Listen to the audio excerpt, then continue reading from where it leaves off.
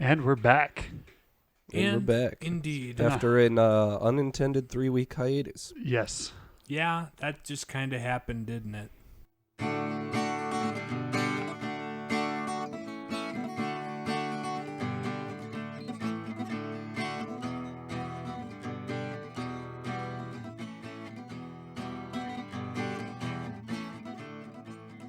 It did. It sure did.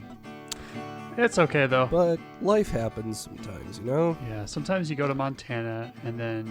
Sometimes you spend a week teaching middle schoolers about Jesus and pick up colds from them and not be able to podcast because you don't have a voice. Mm-hmm.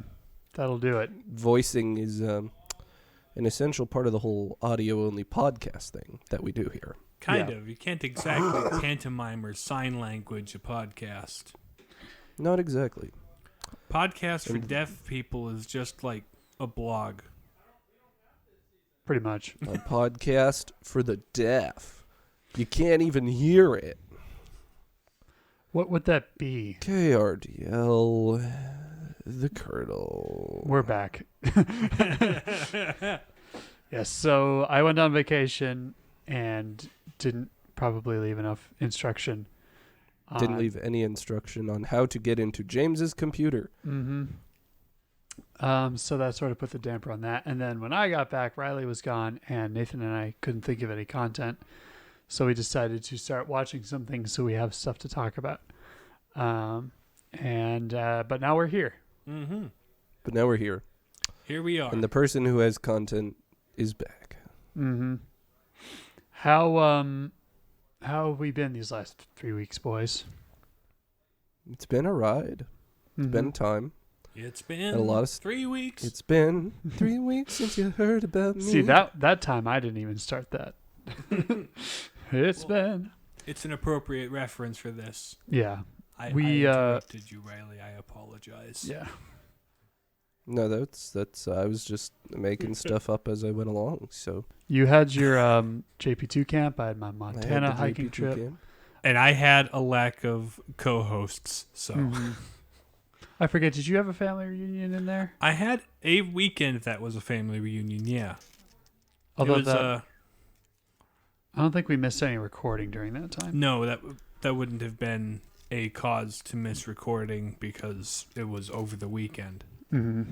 Yeah, my mom's side of the family got together, and with a little luck and a little hope, we might actually get a couple of my cousins listening to it because they're podcasty people. Spreading the good So, yeah, word. we might get a couple new listeners from my cousins. That's pretty neat. Spreading And the good we word. might get a couple new listeners from JP2 camp. Oh, And I have, as a matter of fact, I have probably already seen them on the analytics. Nice.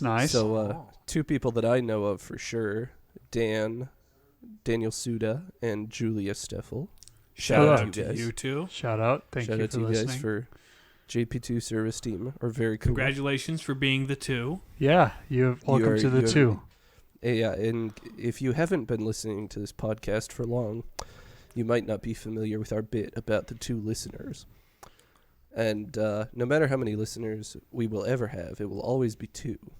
Mm-hmm. No more, no less.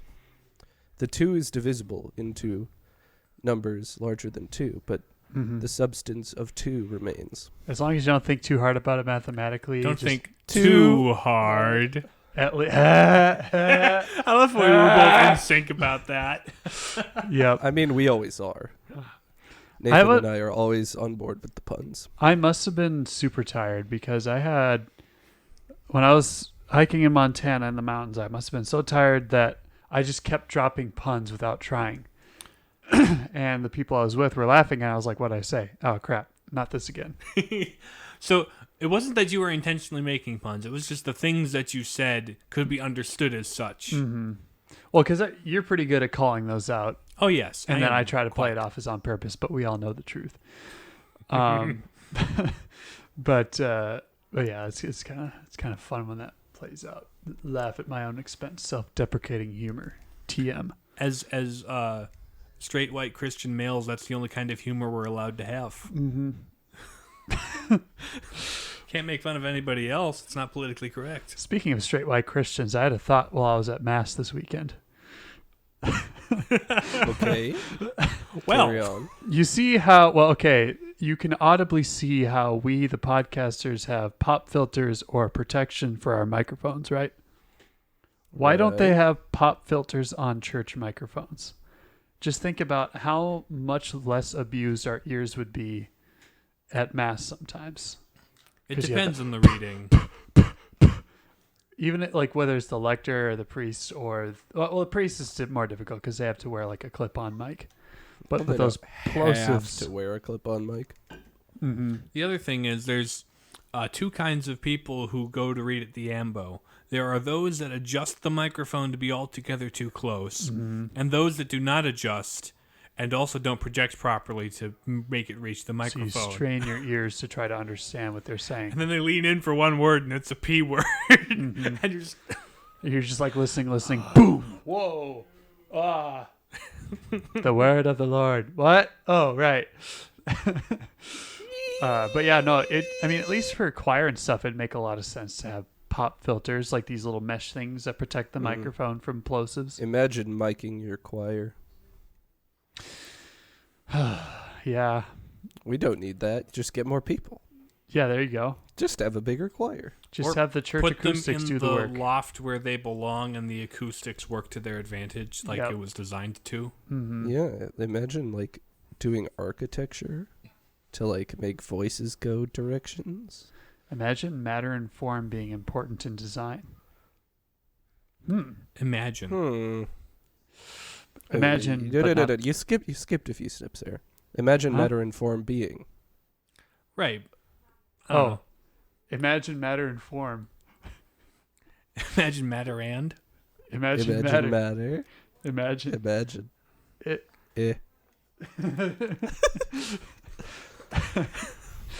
You can tell we haven't done this in a bit. Yeah. We're busted out all the old jokes. Yep. All the old gags, the goofs. For a time to take a break, it was a kind of a clean. We did 70 episodes, and then we had a quick break. Mm-hmm. So we're back on our quest for 100 episodes, ladies and gentlemen. Ooh, triple digits. Woot woot. Which we won't quite be hitting by 2 years, but because we have taken several weeks off in there. Yeah, right. Between involuntary hiatuses, Christmas, people moving to seminary, and all that stuff. But slowly but surely, we're chugging along. We should do something for our 100th. That would be just like something neat. We could find something to do. Yeah, we'll do a special. I've got 30 episodes to think about it. Very first Saltcast. Oh, we could make that the Saltcast. We need to find something worthy of the Saltcast. 30 weeks? That's if something happens. Oh yeah, I suppose 30 episodes. Never mind. Yeah. So stay tuned for the special bumper that has been around since the first day of the bumpers, but haven't had a reason to use it. Honestly, I feel yet. like we It's need not to that start. We haven't had a reason to use it. Is that we have consciously not chosen to use it because we like talking about things we like talking about, and not talking about things we don't like. Now, if we got more requests to do things, maybe the salt might show up more often. Maybe it would. And sometimes, honestly, like our less positive, like not negative critiques of films that we've done, but less positive ones are where we have more interesting reasons for why in the discussion. So, yeah, it actually promotes the Corpse Bride discussion. episode it was one of our more like interesting discursive episodes. So please, all when of you, when we have new a listeners discussion out there, beyond, give us recommendations, yes, please. Suggestions. I would say look through our titles of old episodes to see what we've covered, but that might not. But that doesn't most of the help time that anyone, won't help. Maybe the unless you've thumbnails. listened to the episode. Yeah. So just look at the thumbnail. Honestly, send it in, and if we get a request for something we've already covered, we can redirect you to that episode by name. There you go. Send an email to platingpapers@gmail.com. Thank you for listening to it. No. That's all, folks. Yeah. We're just doing banter today. I bumped the thing. I was about Small office. Small office. Move your elbow and you hit the door. Speaking of hitting the door, We're the Palladium Papists. I'm James. I'm Nathan. And I'm Riley. So we're not going to hit the door, but we are going to hit the books in this week's edition of Novel Ideas.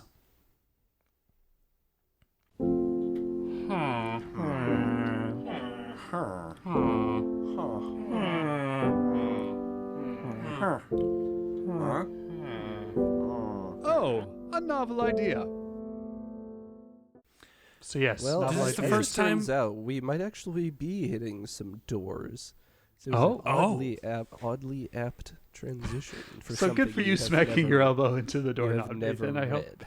I hope your I have potential a s- pain is worth it. It's more discomfort than anything. It's fine. At least you didn't hit a nerve. That's nasty. When that happens.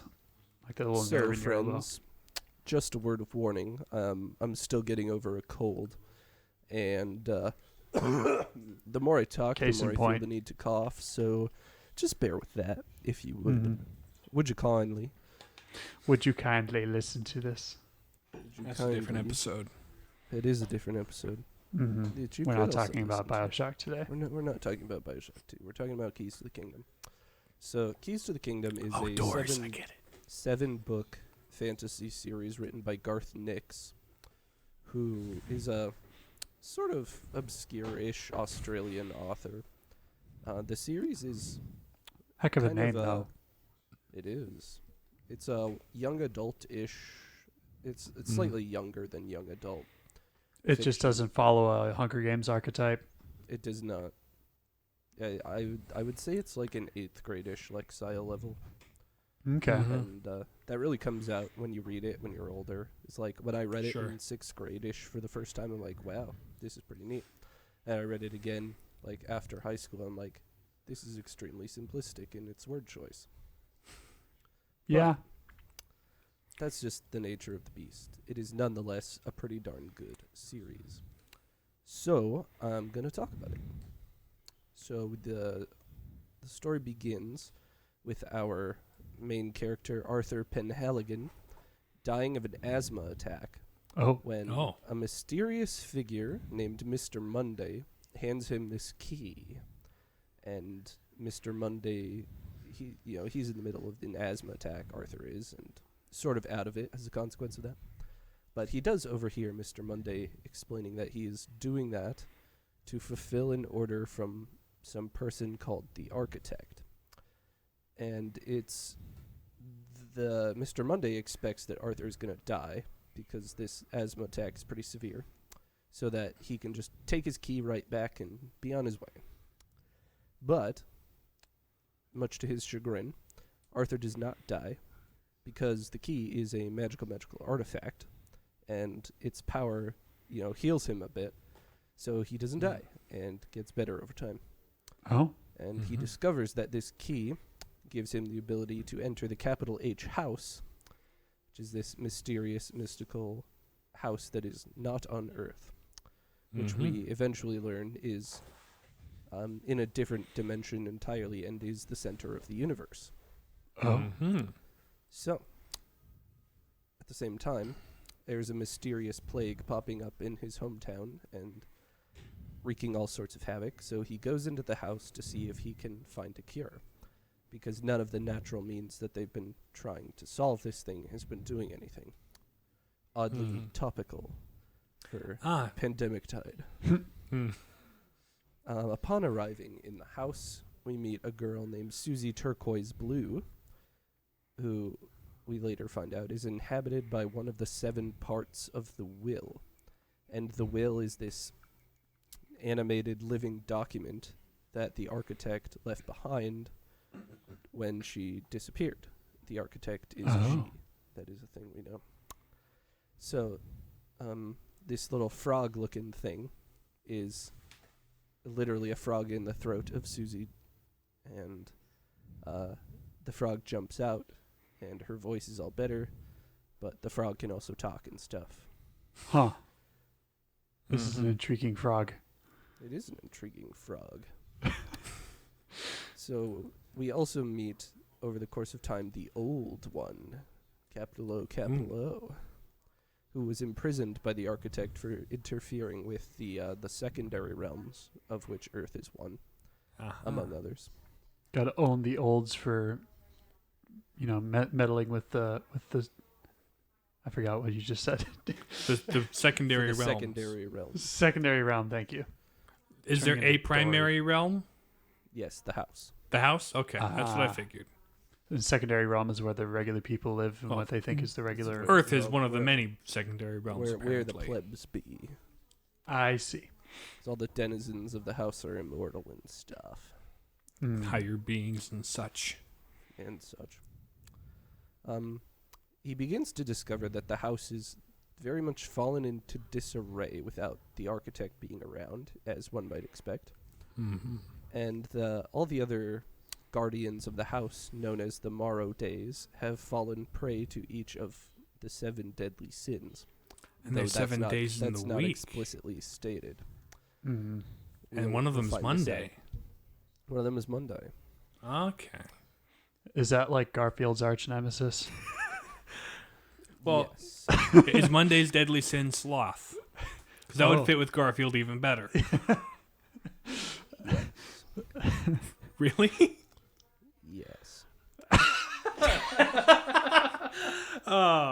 When did these come out? I think like 2005. So it's plausible that's a reference. They're early 2000s, but now we got to work Garfield into the title.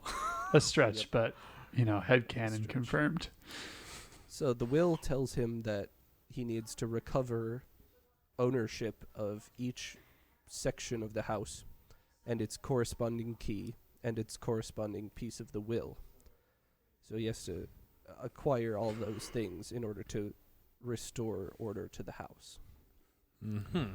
So to claim ownership from Mr. Monday, for his part, the lower house, he needs to complete the first key, because he has the minute key and not the hour. So he needs to steal the hour key from Mr. Monday, which he does.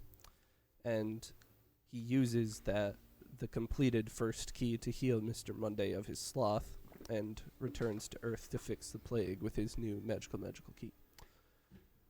And once he's done this, the first part of the will becomes Dame Primus.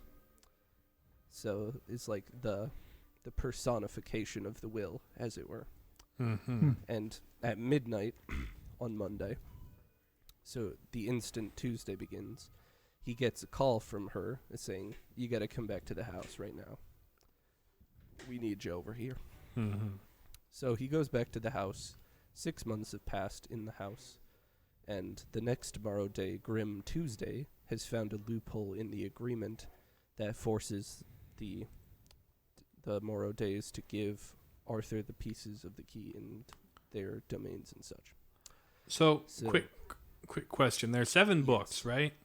Correct. Does each book cover one individual day as Yes. the main antagonist and cover getting their key, or is it just, or is there? That's the gist of it.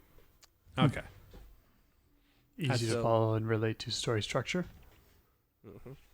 So Arthur goes down to the far reaches, which is sort of like the foundation of the house almost. Mm-hmm. And it's a big old cavern, and it's kind of like the supply depot of the house. And Grim Tuesday has been recklessly deepening the well of nothing. Nothing is this raw material that can be shaped into anything. Because it is nothing, it has the potential to be anything. And that's where the house gets all of its stuff from. The far reaches produces all of it. Mm-hmm. And Tuesday's sin is greed, and he wants to get wealthier and wealthier, so he keeps greedily digging this well. And of course, nothing, being nothing, is destructive. It sort of consumes things that it touches and turns them back into nothing. Kind of an antimatter reaction sort of thing? Sort of, but it's a little different. Okay. We'll get into why that particular distinction is important later. All right. So Naturally, greed has its consequences, and continuing to mine out the foundation of the house is threatening its stability. Makes sense. So Arthur, on his way down there, gets mistaken for a servant, gets dragged into doing manual work. He does that for a while, breaks into a tower to steal a key. This is starting to become a theme. And while they're there, they free this guy called the Mariner, who's the second son of the architect. The Mariner has been forced into guarding the second piece of the will. So as a reward for freeing him, he gives Arthur this whalebone disc that can be used to summon him 3 times. Once he's used it 3 times, it's no good. And so, Tuesday catches them in the act of trying to steal back the key. So they have a contest to see who could correctly guess the number of molecules on Leonard Nimoy's butt. I was off by 3. I was off by 3. They have a contest to see who can create the most original, beautiful thing with the second key, which is this pair of gauntlets that can be used to shape nothing. So, Tuesday creates this giant tree made of precious metals. You know, it's all shiny and fancy and interesting. And Arthur makes a xylophone and plays a little melody on it. And the will says, Arthur, you're the winner because you did something original and didn't copy someone else's work.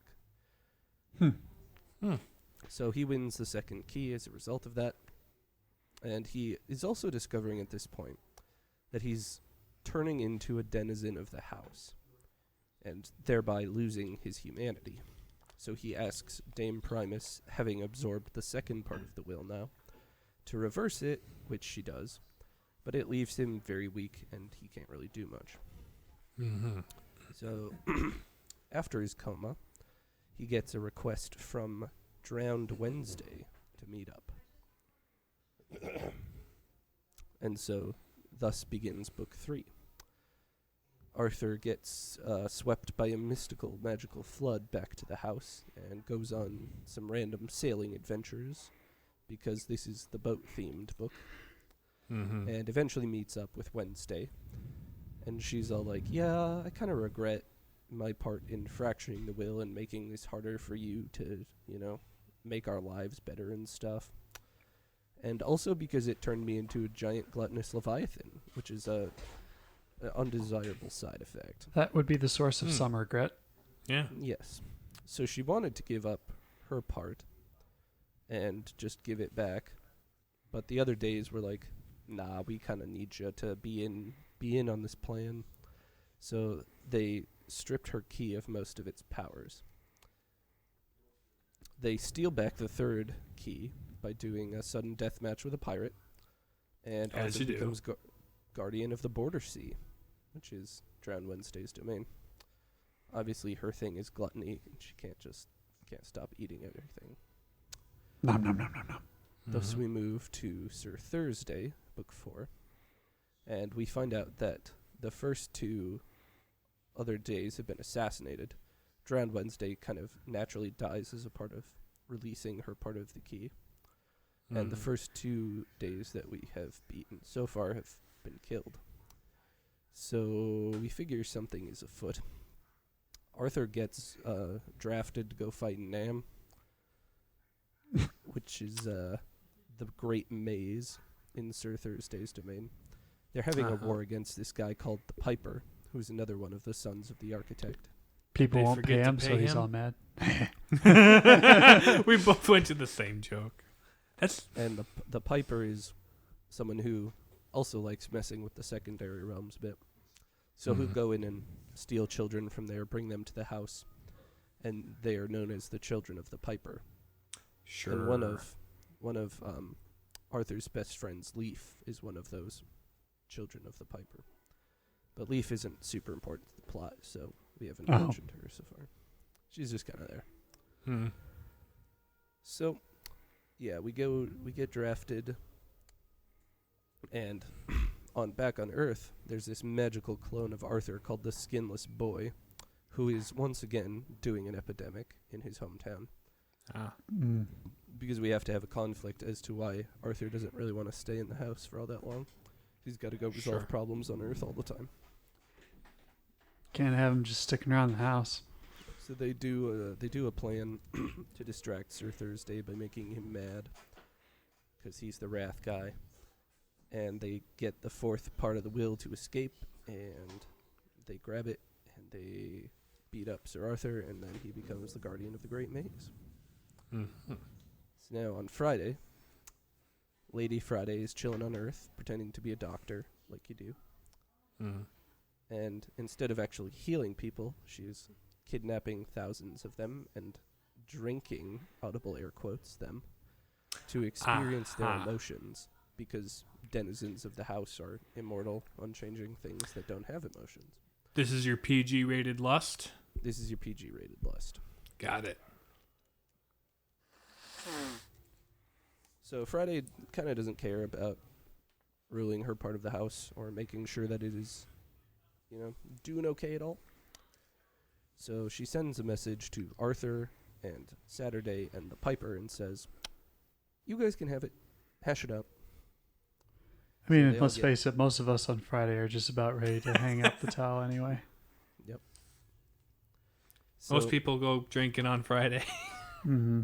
Yep, And that they PG do. rated lust. PG-rated lust. Is that going to be the episode? Garfield Mondays and PG-rated lust. There we go. PG-rated lust. Oh, here we go. Anyway, they all get in a big old fight, and Arthur's helping Friday's troops to defeat Saturday because they all still kind of want to defend their home and stuff. Mm-hmm. And they get him to the fifth part, which opens this crazy void when they touch it, because they Friday rigged it. So he uses all of his keys to close up the void. So goes back to Earth, she tricked, so her giving up was a trick. more or less. She wanted to slurp up Arthur and Saturday and anyone else she could get. Like So he you goes do. back to Earth, stops Friday from causing another disaster, and woohoo. Probably another epidemic. I mean, let's be real. Yeah. So now we come to Saturday, and the National Army of presumably Australia is getting fed up with Arthur's hometown, so they're going to nuke it. Okay. This is an Avengers level threat. We can't deal with this thing anymore. We're just going to blow this place up so we don't have to deal with it. I understand the council has made a decision, mate. Given that it's a super dumb decision, I've elected to ignore it. Nick Fury's an Australian. Let's start this. Let's get this reboot going. So now that he has 5 keys, he's got some magical powers, so he stops time to prevent them from nuking Earth. And since he's got roughly 3/5 of the keys, he's 3/5 immortal. So just being present on Earth causes wackiness, because immortal beings don't really belong in the secondary realms. So Saturday is presently planning to invade Sunday's realm to take over the whole rest of the house. And he's building up this giant tower of... Yeah, it's just a tower that all of his people can climb up, because the gardens on which Sunday's domain rest, it's sitting on this layer of trees, which are constantly growing, of course. Mm-hmm. So he has to build this giant tower to catch up. So Arthur gets dragged into building that for a time. And the old one is starting to grow in power, has killed his jailers, and won't answer any of Arthur's questions when he goes to try to figure out what's going on. Dame Primus is also starting to go a little crazy, having absorbed 5 parts of the will already. Saturday is destroying all of the lower parts of the house to get rid of the nothing that is to coerce nothing to eat at the roots of the tree so he can catch up. And he gets in a big fight with Arthur, and Arthur gets slapped across the head, and the book is over. Cliffhanger. Oh. So, on Sunday, Arthur wakes up and is falling through this kind of extremely tall building down through the lower parts of the house. And so he uses the improbable stair, a magical staircase that has been used a couple other times, but not in plot-relevant ways, that takes you to any random place. He's like, that's perfect. I just need to be anywhere not here right now. So he uses that and goes back to Earth to try to, help out with the nuclear strike aftermath and whatnot. Goes back to the house and meets this young boy and strikes up a friendship, and surprise, it's actually Lord Sunday. So he imprisons Arthur, takes away all of his keys, and he doesn't really have any way to do anything, but Arthur has enough power innately to imbue power into a toy elephant who goes and retrieves his keys, and then he escapes, gets into a conflict with Sunday, and the battle progresses. It moves to the location of the final piece of the will that he hasn't gotten yet, which is an apple in a golden cage. The mariner is summoned for his last time and sacrifices his life to open the cage that Arthur can get it. He claims the final piece of the will, and now that the will is fully complete, it traps Sunday so Arthur can retrieve the 7th key. And the last piece of the will being in place, the old one, is also absorbed. The house is destroyed, and the rest of the universe along with it.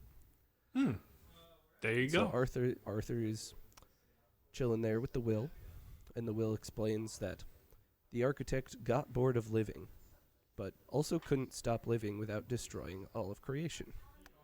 So she split herself up into the parts of the will to pass on the power of being the architect to someone who is worthy of it, which is Arthur.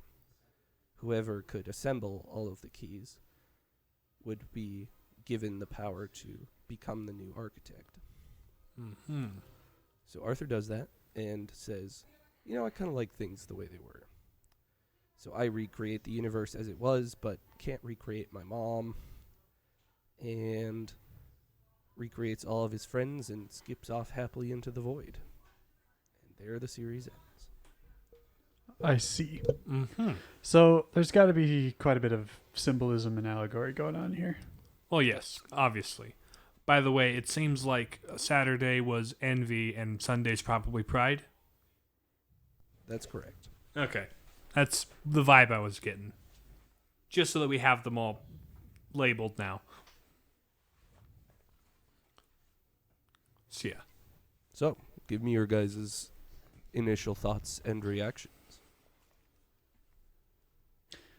It's, I'm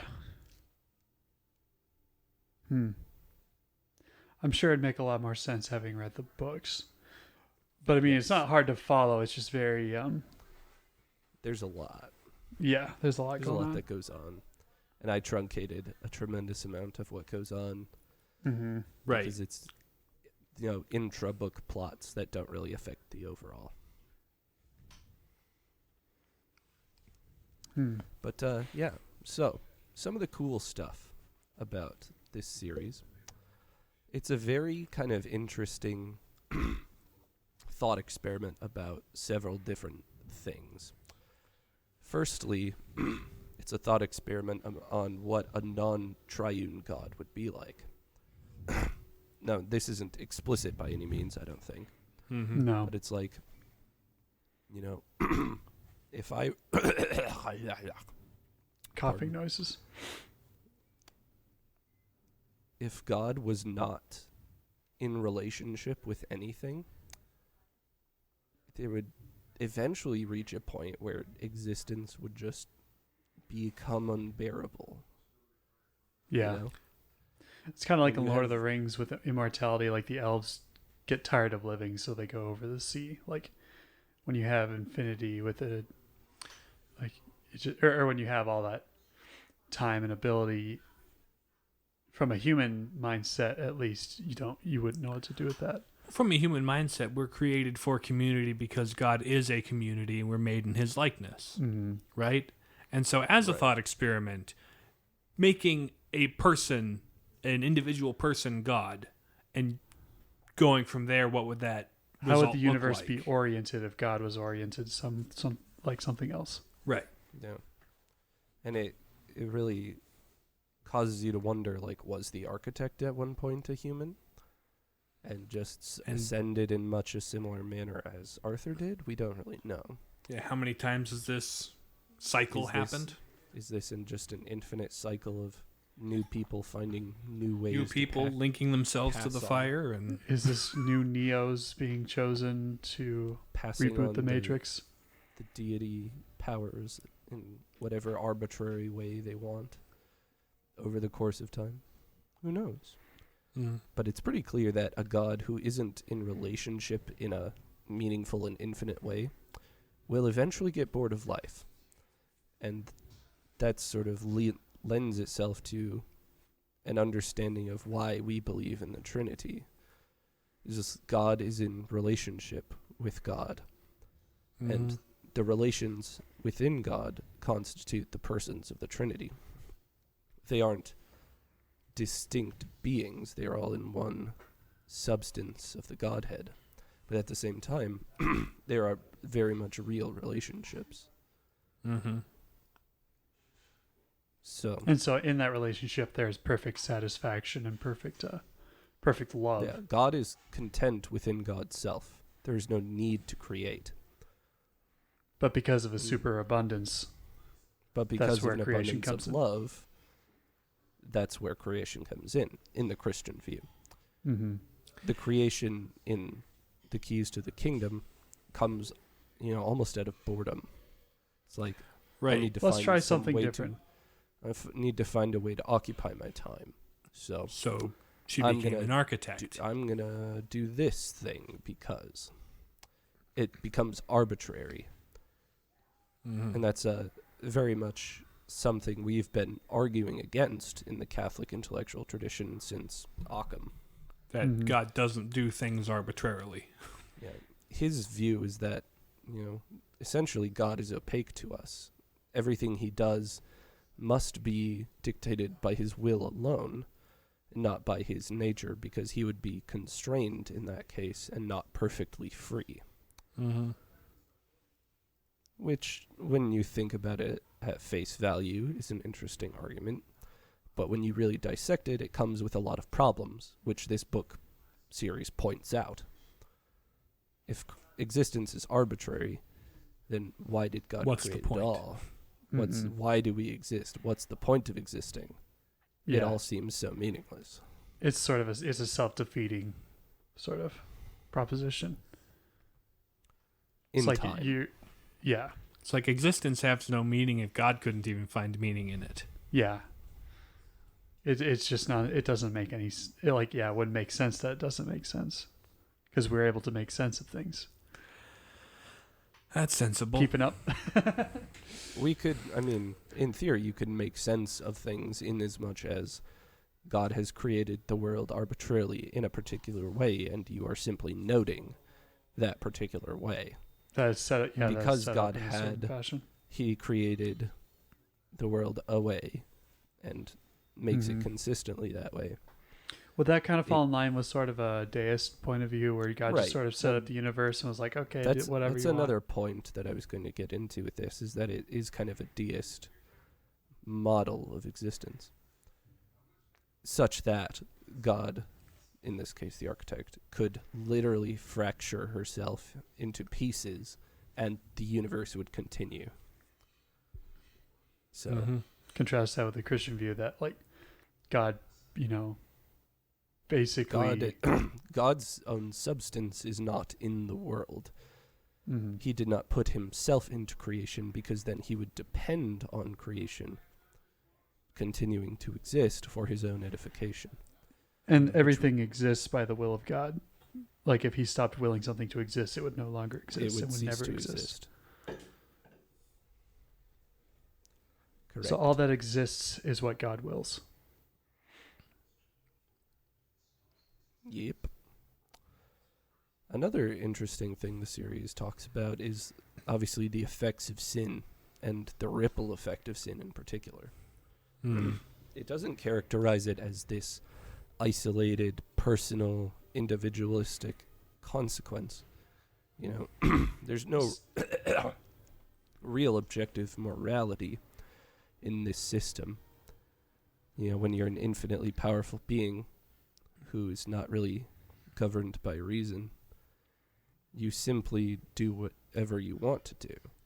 But when you do evil things, it doesn't just affect you. It has all of these consequences on everyone around you. And we see that in the ways that the various Morrow days are living their lives, you know. Grim Tuesday is threatening the stability of the whole house and therefore everyone in it by deepening the well of nothing. Drowned Wednesday is consuming everything, including people and places she cares about because of an insatiable hunger. Sir Thursday is killing a bunch of people. Lady Friday is harming people by her drinking, and the list goes on and on. So, yeah, sin is not an isolated thing. It's not an solely personal thing. Yeah. And I suppose from a symbolic standpoint, it's sort of a reverse of like the 6 days of creation. You have like the 7 deadly sins, like the major flaws. These 7 days of destruction almost. Well, yeah, because the house is progressively being destroyed as the book goes on. It is really an undoing of creation. It's something falling apart under its own weight because it didn't make sense to begin with. Well, it did make sense. It was created according to a design. It had a purpose, and it was rational. But the structures which allowed for its continued existence were being torn out from under it. And that's really what was causing its destruction. Being undermined, yeah. Literally undermined. A house divided against itself. Yep. Cannot stand. And such. So what's the significance of the nothing that has the potential to be made into anything? That is a very nice segue, because I was just about to talk about that next. Oh. So, I don't know how much philosophy Mr. Nix has read, but it seems very much... This whole concept is almost astonishingly akin to Plotinus's understanding of matter and evil and all of that. So, in short, Plotinus, who's like a 300s AD philosopher post-Jesus, has this sort of philosophical system in which there's a hierarchy of being, starting with the One, who's this sort of all-encompassing principle, and all of being flows out from the One. Everything that exists is this necessary outpouring from it. And as you work your way down, the most primal thing is matter, which is not what we understand matter to be in the scientific sense today. It means like something that's utterly unformed, without properties, without substance. It just doesn't, it is pure potential. And so we see that analog in the substance of nothing in this book series. It is this utterly unformed, utterly without any property to it, other than that it can be formed. And there's an association in this philosophical system, in this hierarchy, between the One and pure goodness, and then all the way at the bottom, pure matter and evil. So evil is constituted by dissipation, by sort of being unmade. The less form, the less unity, the less structure a thing has, the more evil it is. So evil, that's where we come up with this doctrine of, in the Christian tradition, that evil is the absence of good. That comes from Plotinus. Sure. Evil occurs through privation of good that ought to have happened. Right. That's precisely it. The privation of good. And so it's like almost a one-to-one analog. And I'd be surprised if Mr. Nix was unaware of that fact when he was writing this. It's a little too close to be it's coincidental. But if it is coincidental, it's pretty interesting. That he came to similar conclusions. Yeah, and nothing is like, it's described as being this black, murky, thick, almost oily liquid. So it's like, sort of jumps out at you as being this evil thing that has the potential to become good by being shaped. But it is nothing more than pure potentiality that consumes and dissipates and deprives of form everything it comes in contact with. So that's kind of interesting. It sort of very, very much seeks to consume and destroy, sort of this entropic force. Yeah. And I suppose the different day people also sort of have that mindset of, destruction and tearing apart in their own way. Not so much consciously. It's just that they are overtaken by their primary vice, such that they are, vice is equivalent with evil, and, they are unmaking themselves. They are dissipating by their actions. So yeah, it's a very Platonian worldview that is built into this magic system, character design, and everything. That's pretty neat. So I guess with that, any other cool things you want to discuss before we get into our analysis? Nope. Truth. What truth can we gather from the Keys to the Kingdom? Sin is not a personal reality. Not a merely personal reality, I should say. I mean, it is deeply personal, but it also ripples outward. Because we exist in relation to others and God. That's so every our action nature. What defines our personhood is our relationship to each other. So we can't do something without it affecting another person, one way or the other. How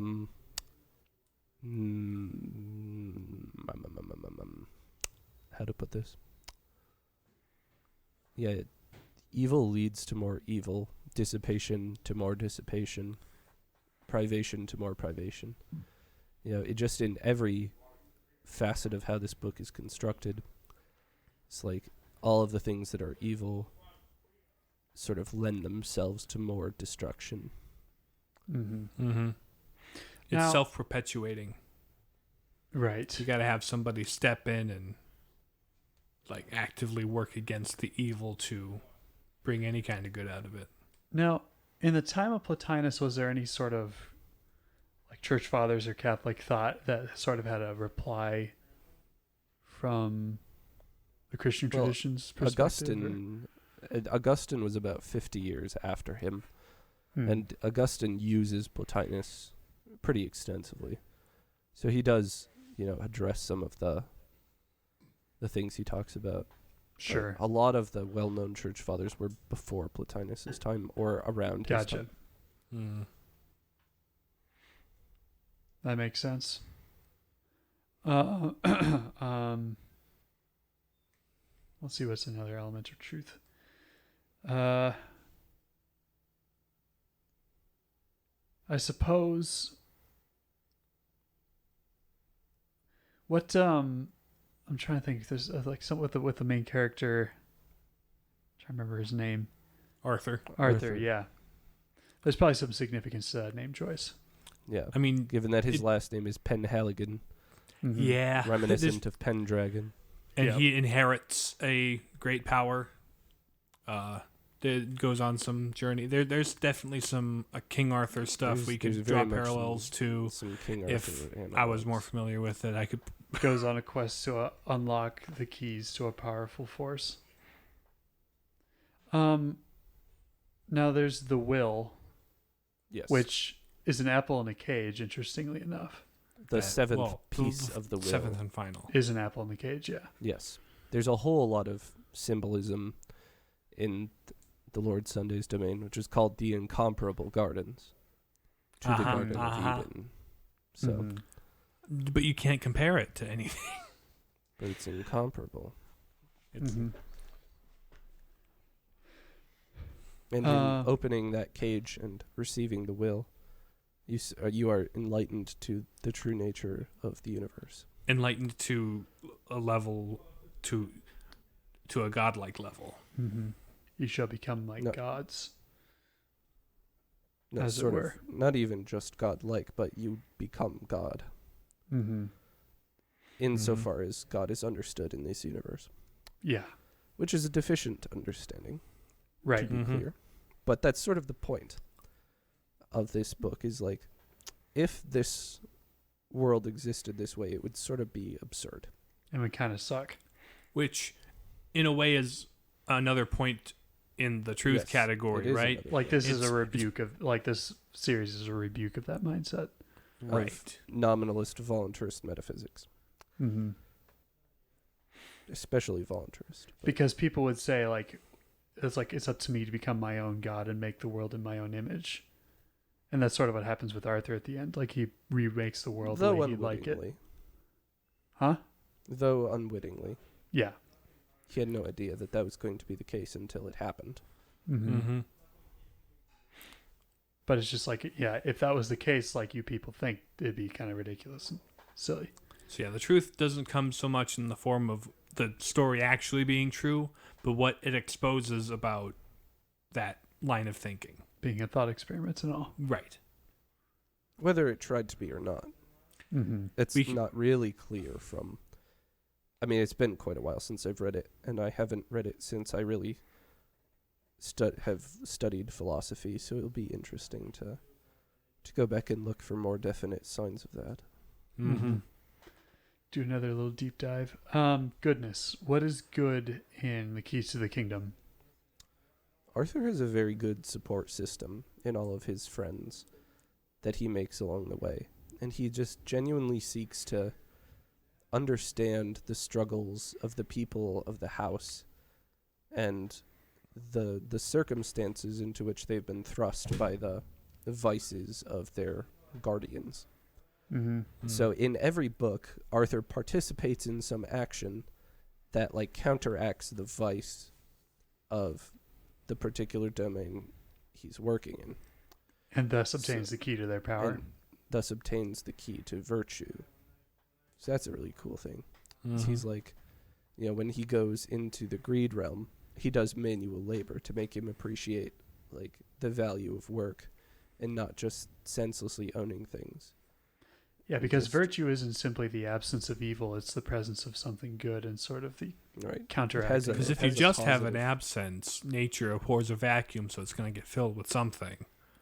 And if you want it to be a good thing, you got to put a good thing there. You got to be more than just not bad. Right. Correct. That's virtue in a nutshell. You know, and he participates in labor again in Saturday's thing to sort of give him humility against pride. And you can find things like that in all of the books. So, but yeah, all of his friends that he meets, his intentionality about, you know, understanding what people are going through, where they find themselves, and sort of being a healing effect to their struggles is all very good.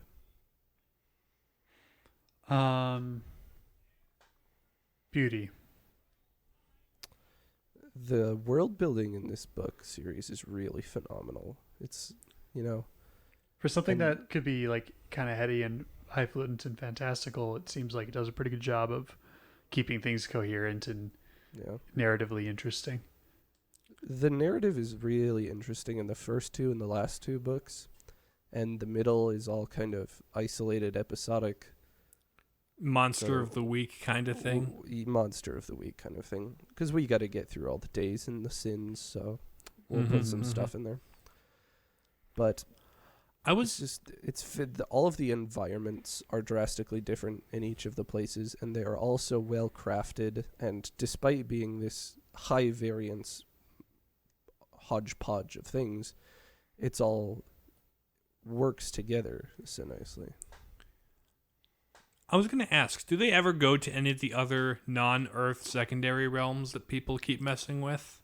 Or not really? I can recall. It's possible that they do in like Saturday and Sunday maybe. Sure.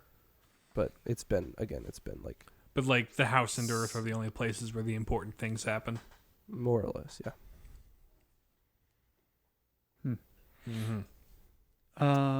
Unity. What draws everything together here? I think it revolves really around the idea of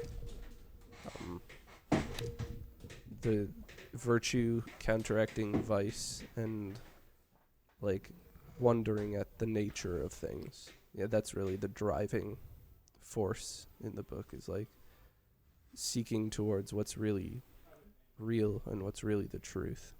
Is what it's all about. Yeah. Yeah. And so the truth is,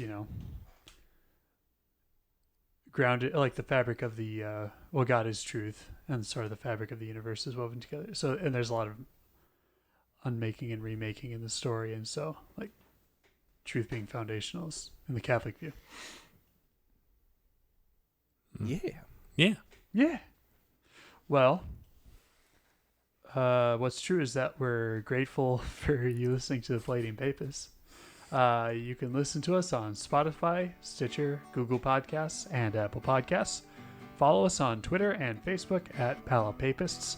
If you have any questions, comments, concerns, or complaints, or suggestions for future episodes, email us at flatingpapists@gmail.com. Do it. Email us.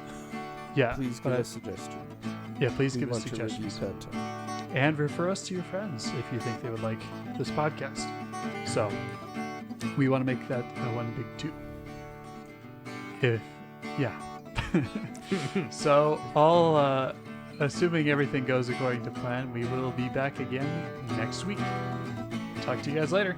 Bye. Bye. See ya.